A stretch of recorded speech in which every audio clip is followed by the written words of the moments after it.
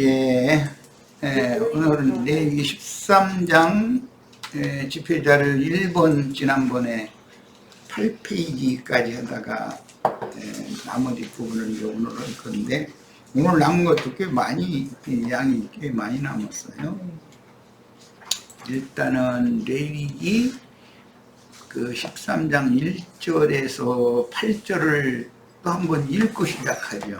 왜냐면 우리 권상영 애송이자매가 첫 시간에 참여를 못했기 때문에 의미를 알아야 되니까 1절에서 8절 같이 읽고 시작합니다. 자, 개역성경을 읽겠습니다.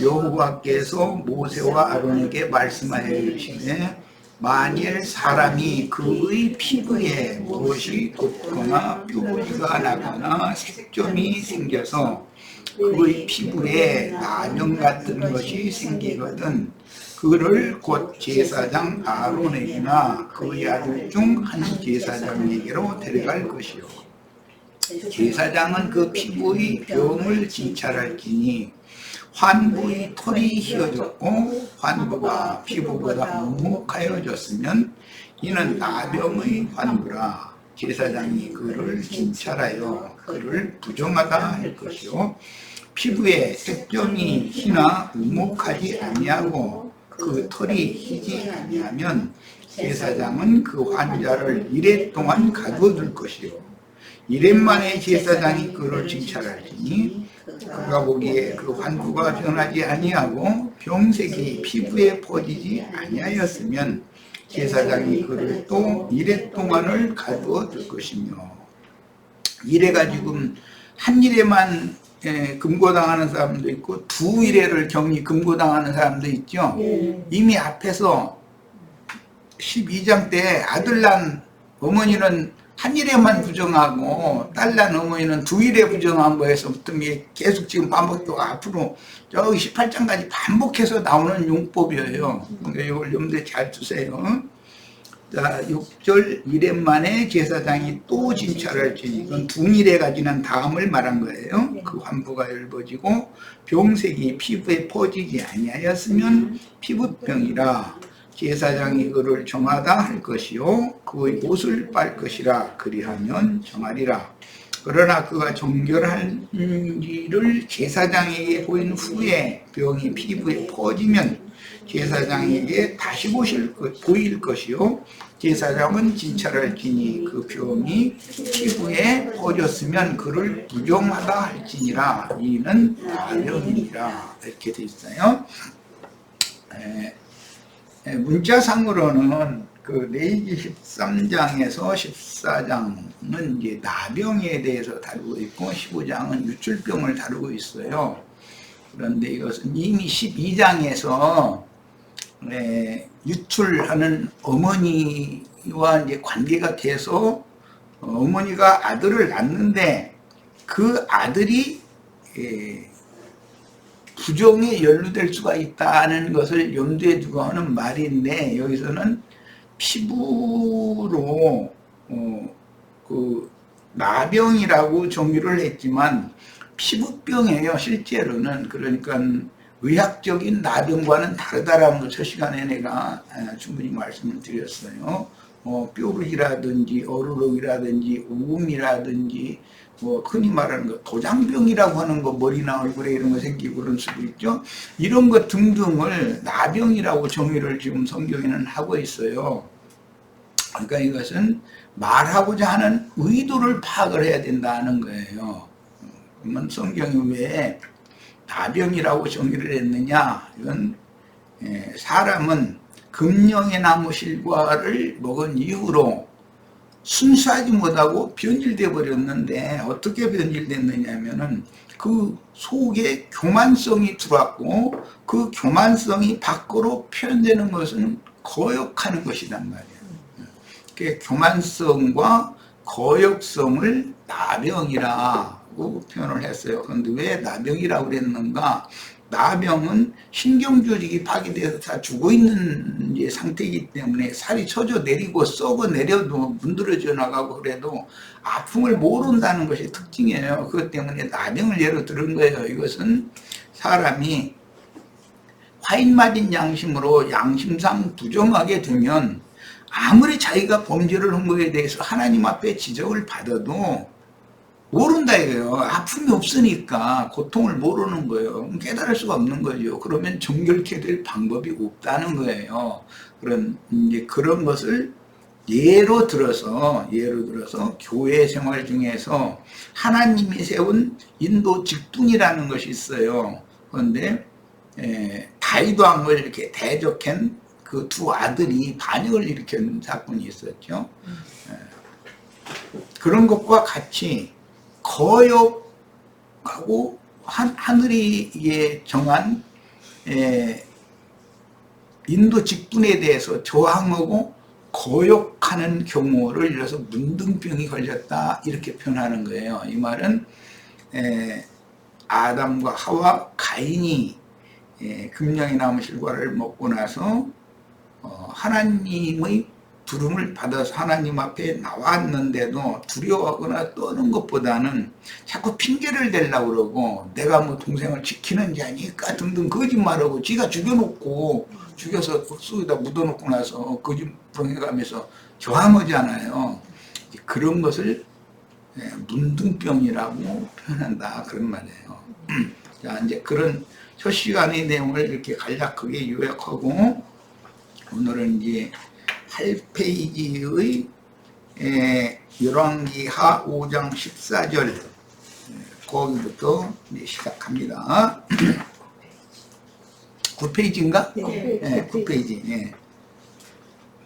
나아만이 이에 내려가서 하나님의 사람의 말대로 요단강에 7번 몸을 잠그니 그의 살이 어린아이의 살과 같이 회복되어 깨끗하게 되었더라 그랬어요.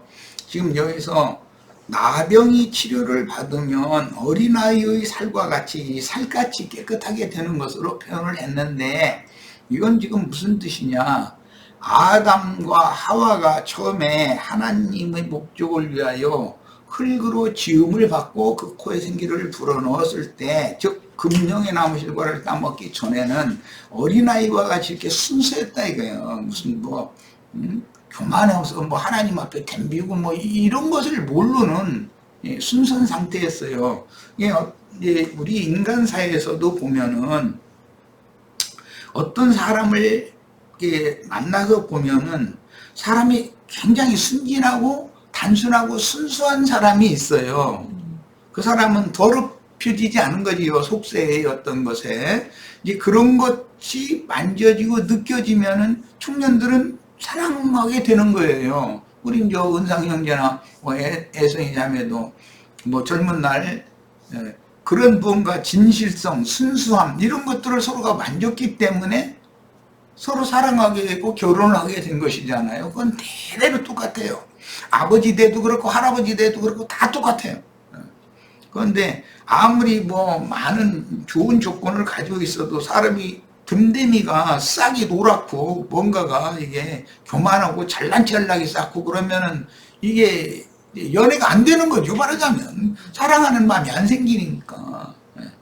이제 그래서 성경에서는 나병인지 아닌지를 진찰을 하는데 번지지도 않고 오히려 흰색 점의 털이 나왔다가 다시 검은 털로 다시 바꿔지고 이렇게 되면은 내가 잘못했구나, 내가 너무 건방졌구나, 그리고 무아래도 모르고 내가 너무 방자하게 행하고 거역하고 함부로 덤비고 그랬구나라는 걸 깨닫고 돌이켜가지고 치료가 속에서부터 됐다라는 말이에요. 그럼 표현을 이렇게 하는 거예요.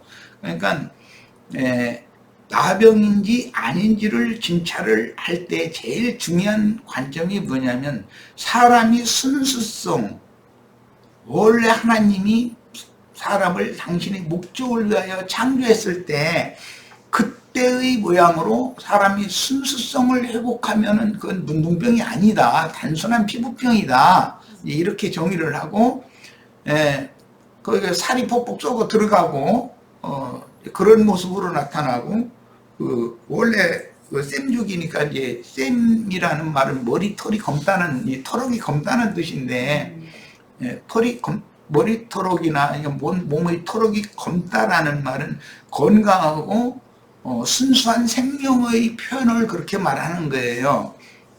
그래서 어느 부분의 흰색점이나 흰털을 자랑하던 사람이 부끄러움을 느끼고 이거 아니구나. 내가 하나님의 정하심에 너무 지나친 사람, 교만방자한 사람, 너무 무아래를 모르고 함부로 거기 행하는 사람, 동서남북 방향도 모르고 그냥 막 벌떡벌떡 날뛰고 이런 사람이었구나 하고 돌이키면 그건 치료가 된 사람이고, 아무리 권해도 돌이키지를 않아. 그러면 문둥병이 번져나가게 한다라는 거예요.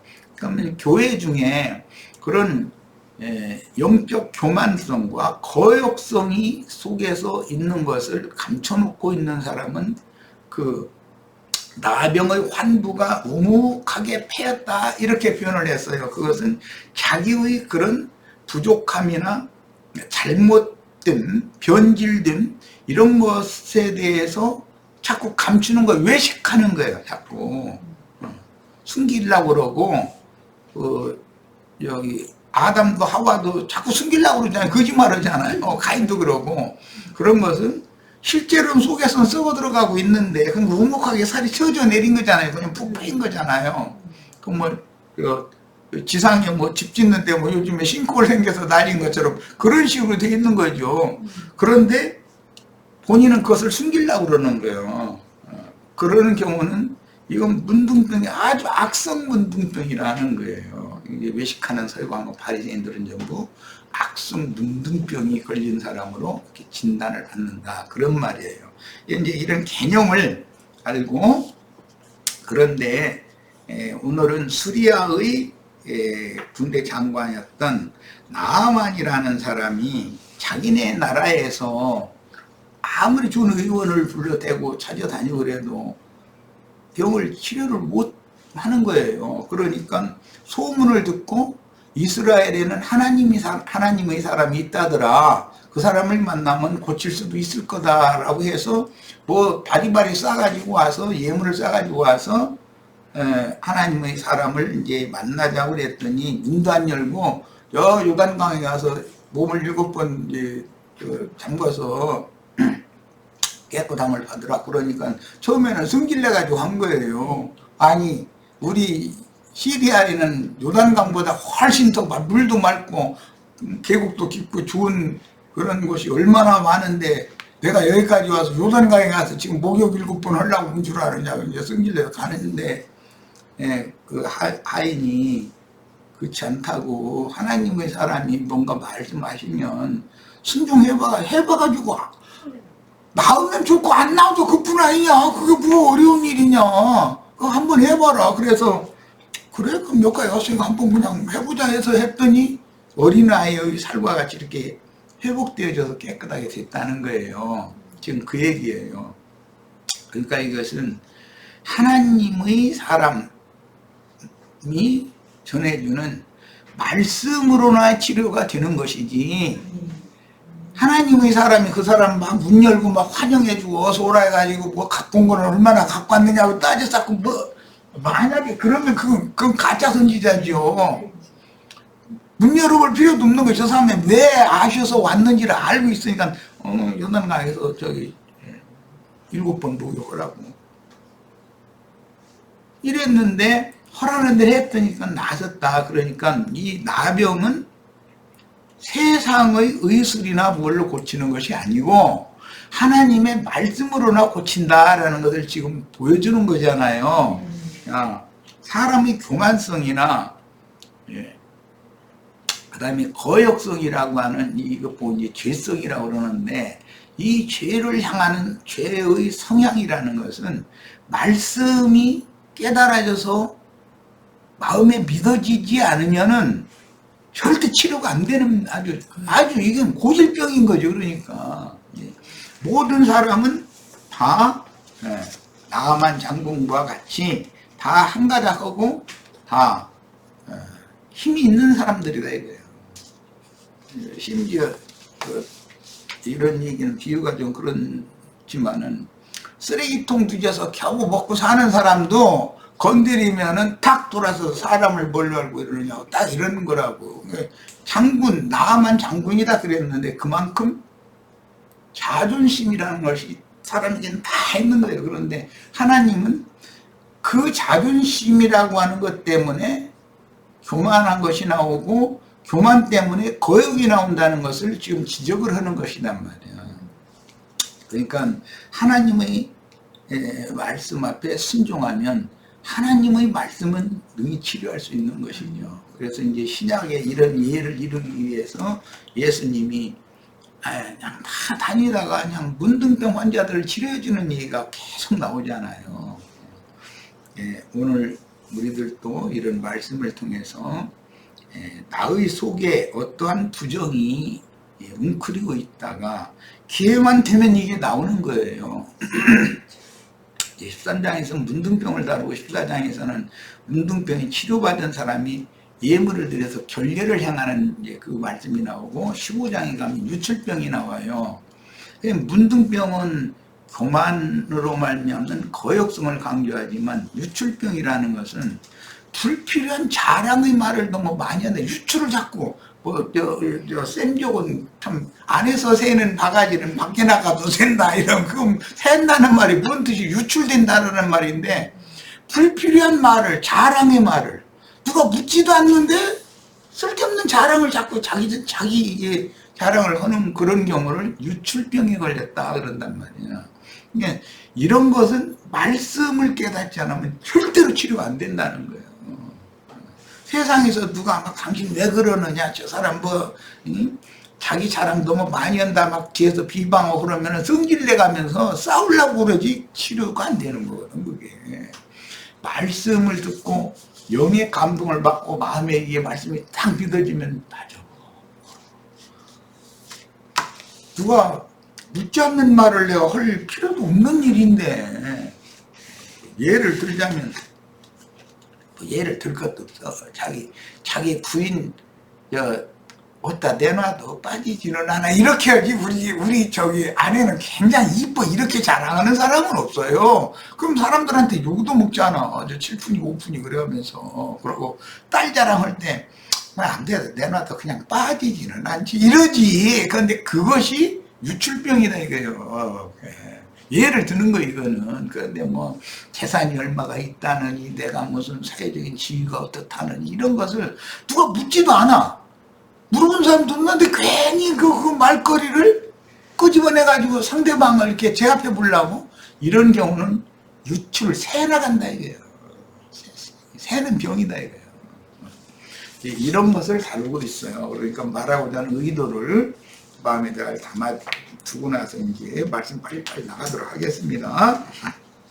시편 51편 3절로 5절 대저 나는 내 죄과를 아오니 아는 사람은 지혜롭게 돼 있죠. 내 죄가 항상 내 앞에 있나이다. 내가 주께만 범죄하여 주의 목전에 악을 행하여 싸우니 주께서 말씀하실 때 의로우시다 하고 판단하실 때 순전하시다 하리이다. 이 말은 하나님의 말씀을 그만큼 철두철미하게 순종하는 사람이라는 게 다윗이라는 게 다윗의 시인데 그러니까 다윗이 치료가 되는 거예요. 그 밧세바 사건을 통해서 다윗이 어마어마한 고통을 받아요. 그런데도 그 후로는 사람이 겸비해져 버려가지고 뭐 시므이 뭐 이런 사람들이 막 뭐 뒷걸 날려가면서 막 뒤에서 후욕하고 비방하고 막 해도 하나님이 나의 잘못을 깨닫게 하려고 지금 나의 잘못을 드러내라고 나한테 보내서 저런다 하더라. 명령 한마디 뭐 죽이면 그뿐이잖아요. 옆에 군대 장관들이 다 있는데 그렇게 받아들이고 매사를 이게 하나님의 말씀이다 라고 받아들였다 이거예요. 그러니까 그게 하나님의 사람인 거죠. 우리는 인생을 살 때도 뭐 전에 우연치 않게 그런 얘기했는데 어떤 사람을 통해서 하나님을 계시하는 것은 말씀을 가르침을 받게 하는 것이고 그 다음에 이런 자연을 통해서도 말씀하셔요. 사계절이 돌아가는 거라든지 뭐 아무것도 아닌 무슨 요즘 같은 게 들국화가 뭐 어디 이렇게 사람 보는 것도 아닌데도 가서 이게 아름답게 펴 있는 거 그런 걸 볼 때 사람 깨달아야 되는 것이거든. 자연 만물을 통해서도 말씀하시는 거예요. 또 인생의 삶에서 어떤 일들이 끊임없이 지나가요. 사건들. 그런 사건을 통해서 하나님은 나를 지금 깨닫게 하려고 말씀하시는 중이단 말이에요. 이런 사람을 하나님의 사람이라고 그런다는 거예요. 이게 다윗이 그런 사람이었어요. 내가 죄악 중에 출생하였으며 모친이 내 죄 중에 나를 잉태하였나이다. 잉태로부터 이미 죄악 중에서 잉태가 됐으니까 다윗은 근원이 자기가 부정한 자라는 걸 이미 알고 있는 거예요. 예, 전에는 자기의 그 자존심을 상하게 한다든지 왕이니까 또 자기의 어떤 약점을 이렇게 파내가지고서 공개하는 사람이 있다든지 그러면 성질냈거든. 그런데 이제는 사람이 딱 바꿔져 버린 거예요. 이제 하나님의 손에 의해서 치료가 됐기 때문에 이런 걸 말하는 거예요. 이제 이건 신약입니다. 베드로전서 1장 18절 너희가 알거니와 너희 조상의 유전한 망령된 행실. 이건 조상이 유전한이라는 것은 유대인들이니까 유대인들의 조상은 아담과 하와예요. 거기서부터 시작된 건데 범죄한 아담과 하와의 그 죄성이 대대로 유전이 됐다 이거예요. 그런데 본인들은 유대교 지도자들에게 거짓 교훈을 가르침 받다 보니까 우리는 하나님의 말씀을 받았고 세상 만민들은 다 부정하지만 우리는 정결하다라고 선민의식이 세뇌당한 사람들이었었어요. 그런데 주님을 만난 제자들 다 히브리인의 후손들이거든. 그런데 하는 말이 조상적부터 유전한 망령된 행실에서 우리가 구속받았다 이렇게 말했어요. 그러면 이게 뭐냐? 실제로는 문둥병이나 유출병에서 우리가 용서를 받았다 그 말이거든. 구속된 것은 은이나 금같이 없어질 것을 한 것이 아니요 살아계신 하나님의 말씀으로 된 것이다 이렇게 돼 있죠. 이어진 말씀에 하나님 말씀이 아니면 문둥병이나 유출병은 절대로 치료받을 수가 없어요. 인간의 가장 근원적인 이게 병이에요. 이 죄 때문에 죽음이라고 하는 것이 사형선고가 내려진 거예요. 너는 흙에서 왔으니 흙으로 돌아가라. 고난이라는 것도 이 죄성 때문에 즉 타고난 인간의 자존심이라는 것 때문에 결과적으로는 교만과 거역에 드러나는데 그것 때문에 사형 판결이 임한 것이란 말이야. 이런 원리를 지금 말하는 거예요. 모든 인간은 이미 모태에서부터 죄성의 원인인 교만이 거역으로 이제 드러나는 건 문둥병이고 자기 자랑, 틈수 없이 자기 자랑을 하는 거는 유출병이라고 그러는데 이것을 이미 태어날 때부터 혈과 육에 그것을 가지고 나온다. 세상에. 이걸 죄성이라고 그래요. 이것을 복윤하였으며 영적으로는 죽은 육체로 이 어둠과 사망으로 충만한 마귀의 왕국인 세상 나라에 태어나는데 위에 인용한 성경의 내용을 살펴보면 성경이 말하고자 하는 문둥병, 유출병의 근원이 무엇이며 무슨 증상을 의미하는지를 잘 알 수가 있습니다. 이제 이런 말씀은 말씀을 계시로 받고 생명의 체험을 통해서 치료를 받아서 의롭다 하심을 받은 확실한 사실이 있는 하나님의 선지자를 만나서 말씀을 가르침 받기 전에는 무슨 레위기 10장에서 나답과 아비후부터 시작해서 11장에 거룩한 걸 먹고 불결한 건 먹지 말라 12장에 가서 아들 낳은 어머니 딸 낳은 어머니에게서 13장에 가서는 문둥병이 어떻고 19장에 가서 유출병이 어떻고 이런 식으로 이게 문장이 흘러나가면 이거 가르침 받지 않으면 그냥 읽으면 까먹은 글씨고 흰 건 종이고 이건 다 소용없는 거예요.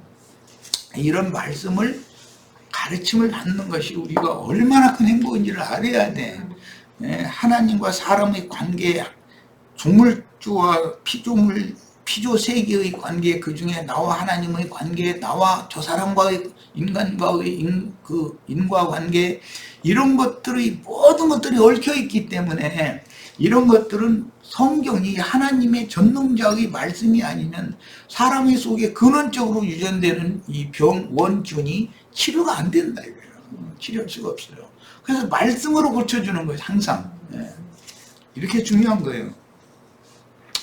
야, 문둥병이 들린 사람들의 예로는 우리 잘 아는 욥이 뭐 이제 피부병이라고 하는 게 문둥병이에요. 해가지고 악청이 나가지고 막 기와장에서 그것도 뭘 문질고 그럴 때는 얼마나 가렵고 막 피고림이 나고 그러면 그랬겠어. 욥의 교만과 거역으로 인하여 발한 악창으로 나타난 문둥병. 미리암의 문둥병 아주 유명하지요. 게하시와 그 자손들에게 저주로 임한 문둥병. 아까 그 수리아의 나아만 장군 치료해주고 뭐 사례를 선지한테 하겠다는 선지자가 쓸데없는 말로 얼른 가라고 그냥 돌려 보낸 거예요. 그러니까 아니 저 사람이 잔뜩 싸가지고 준다는데 왜 안 받아? 그러고서는 몰래 쫓아가가지고서는 받아 챙겨뛰는 거잖아요. 그러니까는 선지자가 딱 앉아서 지금이 누구한테 사례를 받고 그럴 때냐 지금. 자기는 선지자가 안 봤으니까 모를 줄 알고 야 네가 저만큼 나갔는데 그 한 사람이 내려와가지고 너 영접하고 할 때 내가 다 내 마음이 거기 같이 가 있었어 이래서 그런 거기 때문에 하나님의 사람은 사람의 마음도 아마 다 아는가 보죠. 그리고 이제 교만해진 우시야 때 하나님이 모든 것들을 풍족하게 해주니까 우시야가 문둥병이 걸렸잖아요. 그 다음에 여호와께서 나라를 또 불강하게 해주시자 교만해진 히스기야가 막 독종으로 그냥 죽게 생겼으니까 하나님 앞에 엎드려 막 기도를 한 거예요. 면벽 기도를 막 했다는 거잖아요. 그런데 이제 생명 연장을 해줬다는 거예요. 그런데 그때 이사야 선지자가 생명 연장을 해주는 방법으로는 무화과 뭉치를 가지고 으깬 뭉치를 가지고 네 종초에다가 했다 발라라 그랬더니 낫다는 거예요. 그게 선지자가 허라는 대로 했던 진짜 이 히스기야가 나은 거예요. 그게 이런 것들이 다 어떤 의미가 있는 거예요. 무화과라는 건 구약의 생명의 구약 말씀도 거기에 생명이 있으니까 무화과나무의 실과거든. 신약은 이제 포도나무 이제 즙인데 포도즙이죠. 이런 것이 다 생명의 성령, 신약은 생명의 성령을 말하는 거고 구약 시대에는 저주받은 유대인들의 치료를 위해서 무화과나무 열매의 그 즙으로 문둥병 종초를 치료를 한다 이렇게 해놨어요. 그러니까 말하고자 하는 의도가 참 성경이라는 사람의 생각하고는 달리 그 깊은 뜻을 다 갖고 있는 거죠. 자, 이방인인 수리아의 나아만 장군은 문둥병자였으나 엊그제 내가 얘기한 것처럼 우리 자매님들 순하게 생기고 얼굴이 부장하고 그래도 다 속에는 다 나아만 장군보다 더하면 더했지 나아만 장군보다 못한 사람은 없어. 오죽하면 내가 쓰레기통 뒤져서 겨우 먹고 사는 사람도 건드리면은 사람을 뭘로 보느냐고 딱 그게 나아만 장군이 그게 딱 나와버리는 거예요. 다 그런 거예요. 나아만 장군은 문둥병자였으나 이방인이었어요. 더구나 하나님 사람의 지시를 따를 때 치유를 받는데 신약의 문둥병자들은 유대교 지도자들과 그들의 가르침을 일방적으로 맹신함으로 굽이 갈라지지 못하여 말씀을 들을 때는 영을 분별해서 받아들여야 되는 거거든. 이게 굽이 갈라지지 못하여 분별 없는 유대교인들의 영적 상태가 다 문둥병자가 문둥병을 옮기면 그걸 다 같이 감염을 같이 되는 거예요. 이제 이게 비유요.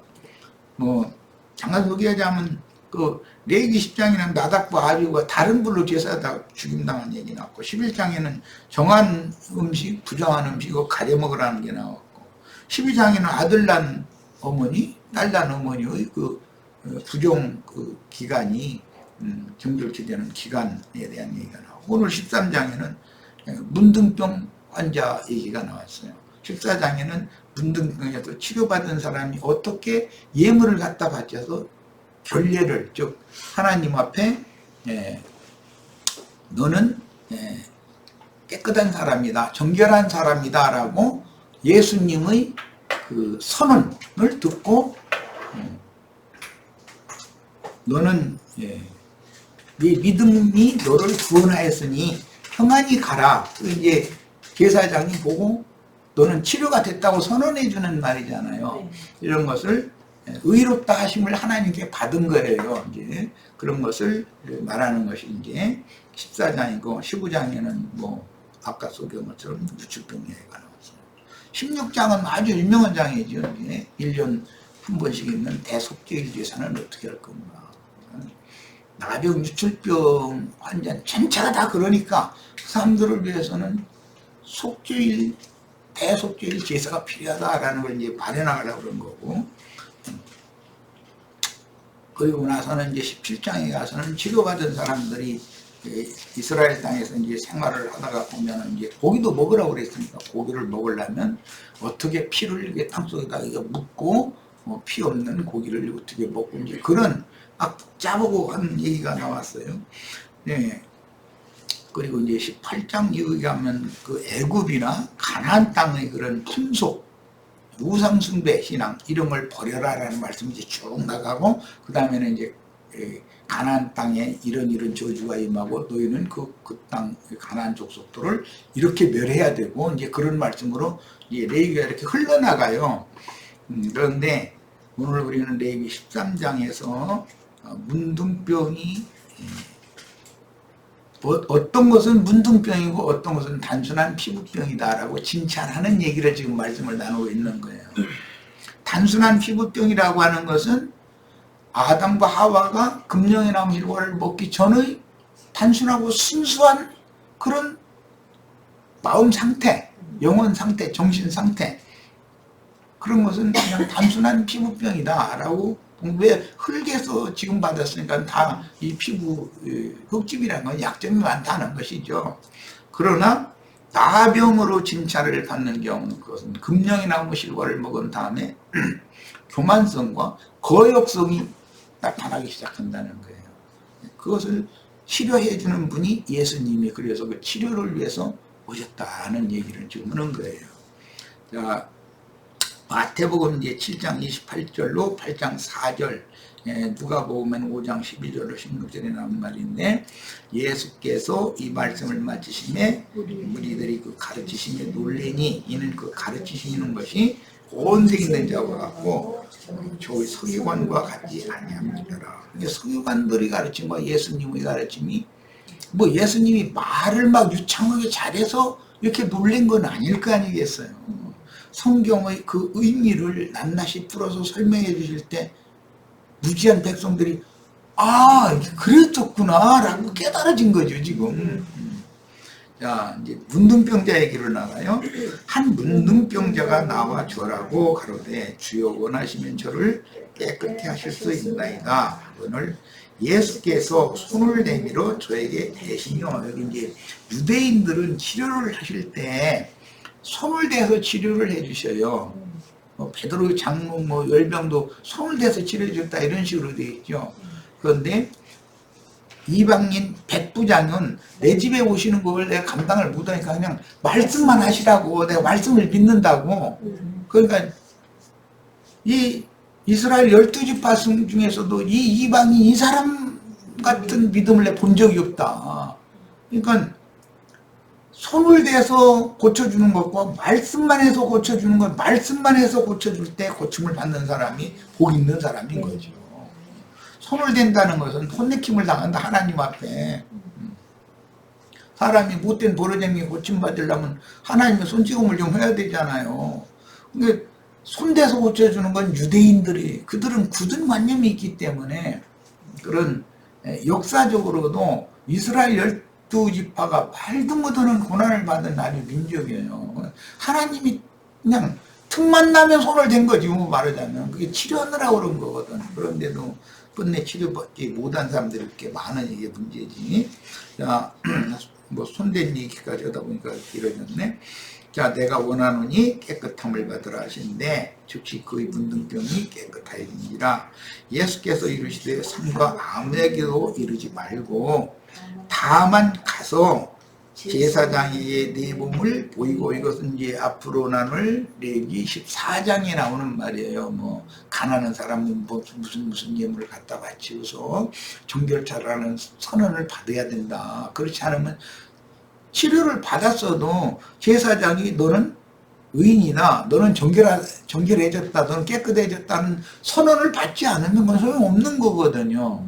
그래서 이제 14장에 가면 예물을 바쳐서 제사장이 너는 깨끗하다, 이제 완전하게 치료됐다라고는 그 선언을 받는 얘기가 이제 14장에 나와요. 그럼 예수님이 이 한 분둥이를 고쳐주시고 나서 하신 말씀이에요. 제사장에게 네 몸을 보이고 모세의 명한 예물을 드려 저에게 증거하라. 구약 시대에는 피부, 살이라고 표현을 했는데 이게 육신의 몸을 상징한 말에 따르는 걸 이제 성경 자체에서 해석으로 알 수가 있고, 모세가 명한 예물이라는 건 레위기에는 14장에 나와요. 자, 누가복음 17장 11절로 19절에는 이 동일한 말씀이 10문둥이를 고쳐주셨다고 되어 있죠.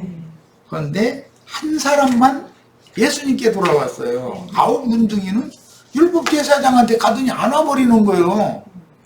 율법제사장은 문둥병 진찰하고 나서 문둥병이라고 진찰이 되면 출교시키죠. 진영 밖으로 쫓아내죠. 율법제사장은 쫓아내는 일만 하는 것이지 고쳐가지고 다시 하나님 앞으로 다시 돌아와서 하나님의 성전에서 예배를 할 수 있는 자격을 주는 게 아니잖아요. 예수님은 쫓겨난 사람들을 치료하려고 세상에 오셔서 그 사람들을 만나가지고 고치고 나서 제사장한테 가라 그러니까 저를 쫓아낸 제사장한테 갈 일이 아니죠. 자신을 고쳐준 제사장 이분한테 돌아와야 맞는 거잖아요. 그런데 9은 그걸 못 깨달았더라는 거예요. 오늘날도 똑같은 성경 말씀 가지고 다 각자의 예배당도 이렇게 많고 그런데도 저희가 9문둥이 중에 들어가는 사람이라는 건 꿈에도 생각을 안 해. 여기 있는 요 형제 자매님들이는 한 문둥이에 들어가고 나머지 전부 이게 9에 들어가는 사람들인데 이걸 꿈에도 생각을 안 해. 이게 참 답답한 일이죠. 나만 장군이 치료를 받고 나서 그냥 갈 수 있냐 해가면서 예물 갖다 선지한테 갖다 바치려고 했는데 선지가 그렇다고 예물을 받는 것도 아니었었어요. 안 받았어요.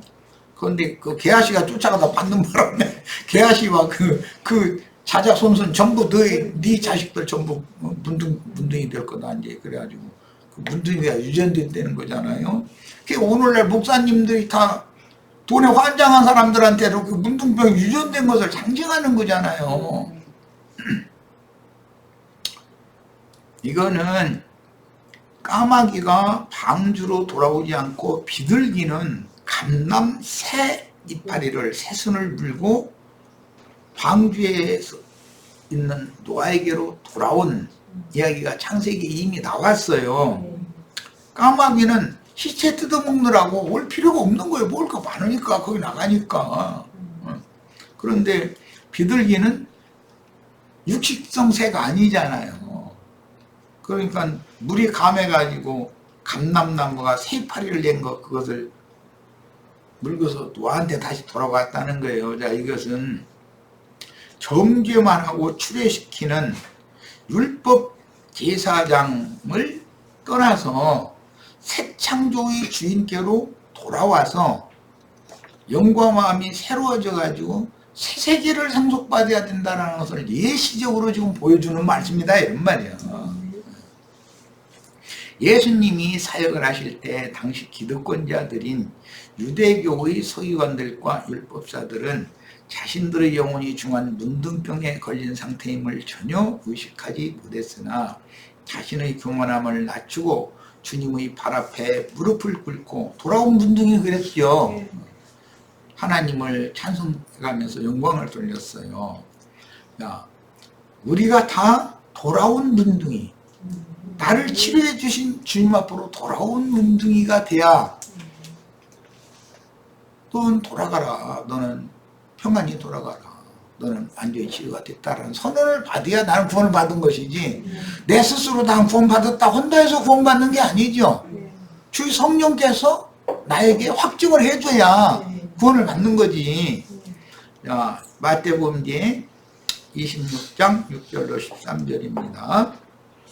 그 중에 몇 절만 봅니다. 예수께서 베다니 문둥이 시몬의 집에 계실 때, 베다니에는 시몬이라는 문둥이가 있었어요. 그 베다니는 문둥이촌이기 때문에 이 시몬이라는 사람이 원래는 바리새인이었었어. 남을 정죄하는 그런 사람이었어요. 그런데 자신이 문둥병이 걸리니까 동료 제사장들한테 출교당해가지고 문둥이촌에 간 거예요. 베다니에. 그 베다니에 살게 된 거예요. 상황이 지금. 그런데 문둥이 시몬이 자기 집에 예수님을 초대해가지고 음식을 접대를 하는 거예요. 그러니까 율법 제사장들은 문둥병 옮을까 봐서 문둥이촌 베다니에는 절대 나가지는 않아요. 예루살렘 성전에서 따따붙다고 헌금이라 받고 그렇게는 하려고 그러지.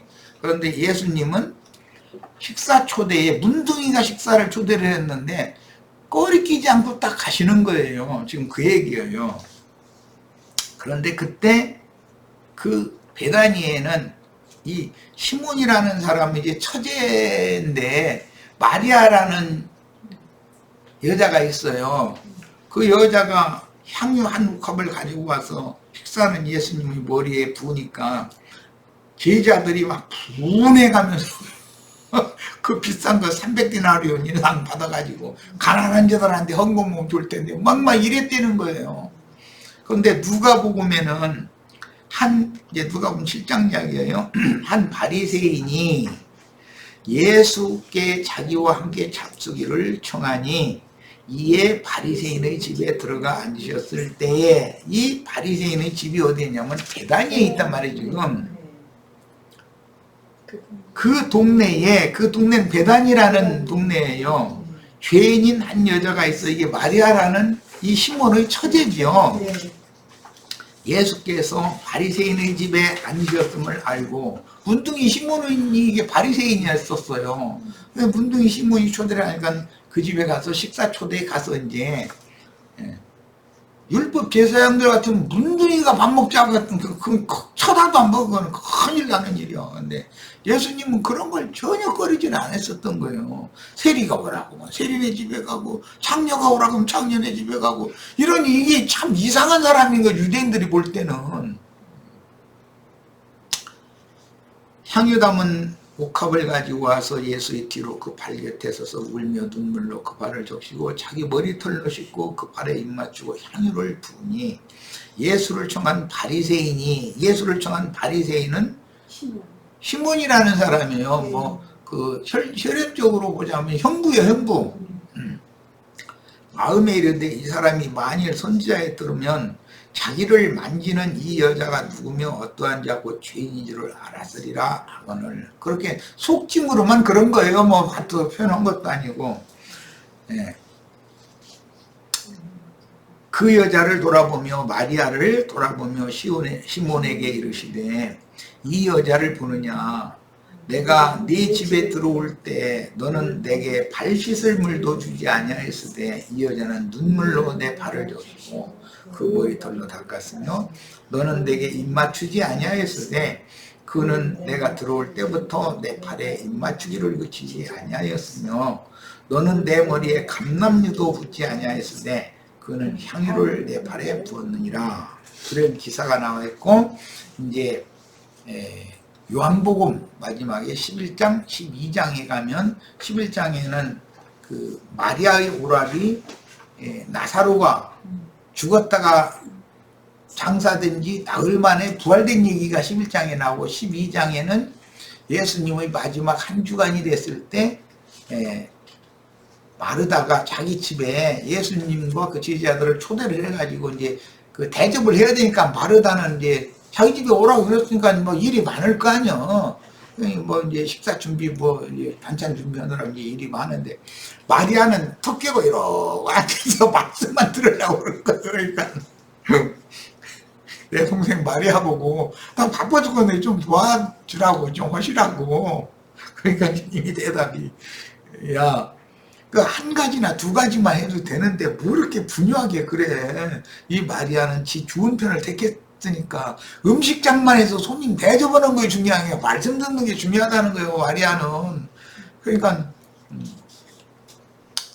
그 마리아를 더 이상 괴롭히지 말아라 이제 이러셨어요. 그런 거를 보면은 주님은 지금 음식을 대접을 받으러 갔지만 음식 먹는 것이 중요한 것이 아니죠. 말씀 전하는 것이 중심이지. 이제 그런 모든 배경을 우리가 이제 사복음들을 통해서 알 수 있어요. 베다니의 한 바리새인인 시몬은 자신이 문둥병자라는 사실은 묵과하고 주님께 향유를 부은 여자가 죄인이라는 사실을 한 동네 살으니까 자기 처제의 그 행실에 대해서 잘 알겠죠. 당연히. 염두에 두고 있었기 때문에 주님은 문둥병자인 네가 이 여자를 보느냐? 그랬더니 이 여자의 부정을 보느냐? 네 부정은 안 보고 이 여자의 부정만 보느냐? 지금 그 말이죠. 참 선지자이신 주님은 여자의 중죄를 이미 알고 있었으나 하나님을 모른다는 건 말도 안 되죠. 다 알고 있죠. 그녀에게와 주님을 향한 지극한 믿음과 사랑으로 말미암아 그녀의 큰 죄를 용서받을 수 있으나 나병 환자이며 바리새인이었던 베다니 시몬은 자신의 부정함을 깨닫지 못하고 남의 범죄를 간섭하지만 자기의 범죄들은 그저 자기에게 있다는 것을 주님이 깨닫게 하려는 것이다. 그래서 시몬이 이때 치료를 딱 받는 거예요. 문둥병에서. 근데 시간이 다르네. 그래요? 자, 그러면은 잠시 쉬었다가 다음 시간 이어가도록 하겠습니다. Recording stop.